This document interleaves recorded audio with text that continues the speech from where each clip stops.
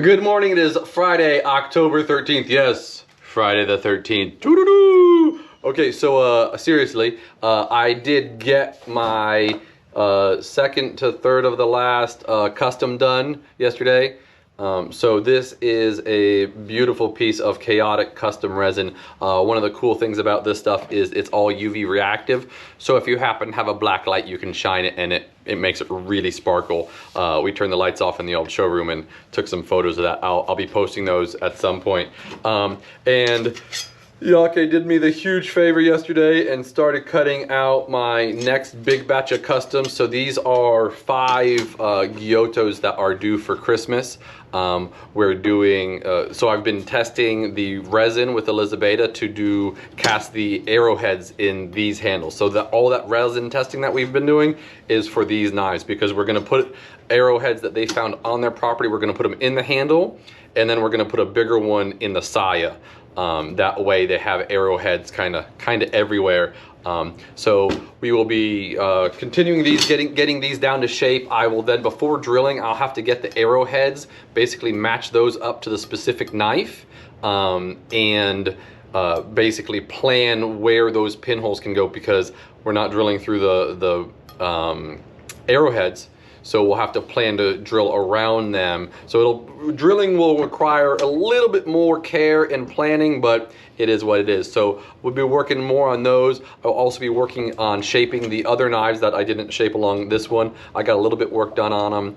But otherwise, that's my day. Here's Daniel with what he's got going on. What's up, everyone? Just to get you caught up with what's going on in my world, I have got the big Bowie all wrapped up. Beautiful as it is, I've got to send it out now. I've got it sharpened up. As you can tell, it's definitely different than what we started out with. The black oak looks very, very nice, as well as the brass pins matching along with the guard. I appreciate Mr. Thacker watching. Glad you enjoy it. Can't wait to send it out to you. If you have any questions with it further, always contact me, let me know.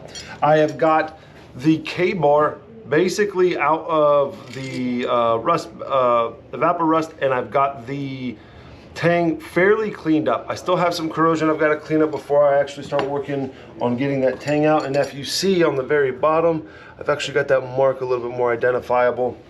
That's pretty cool. We'll try and get that a little further away, get the tang cut, wait for my leather stacks to come in, and then work on those. I have got the green rehandle taken care of. I'm going to be hand sanding this so that way I can get that out, and then I've got some Kydex also done so that way I can clean that up. I've got to get that sent out to the customer, and then also another shout out to our guy Yake for cutting out some knives for me that I've got to get done for this month. As you see, I've got a lot on my plate, which is perfectly fine. I'm getting most of it kind of done and out.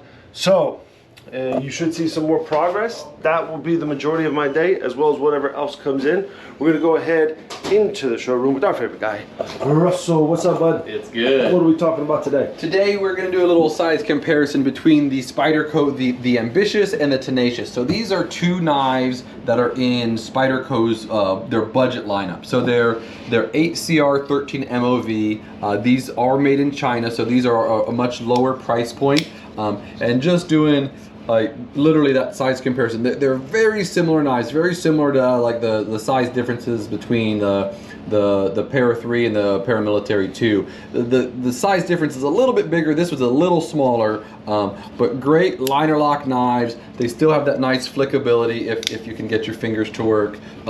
Full 4-way multi-positional body clip, excuse me. Pocket clip. Yeah, that's one of my favorite things about these knives. So literally tip up, tip down, left or right carry. All around. And it does come in a satin blade or the black blade. Both look nice. And yeah, so this is their FRN. It is super lightweight. Just great, like I said, budget knives. If you need a beater, or you're one of those people who lose knives but still want a fairly nice knife, that's definitely one of the options out there for you. Right on. And just like Russell said earlier, guys, these are more Spyderco's budget. It's one of those things where they drop down a lot of the materials to basically make something a little bit more affordable. Is it the best thing they sell? No, but it is a great jump into Spyderco if you've thought about it.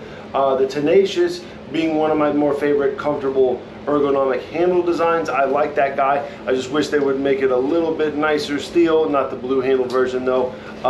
And then I'm in love with their compression lock, so just a little out there tip if Spyderco wants to do it.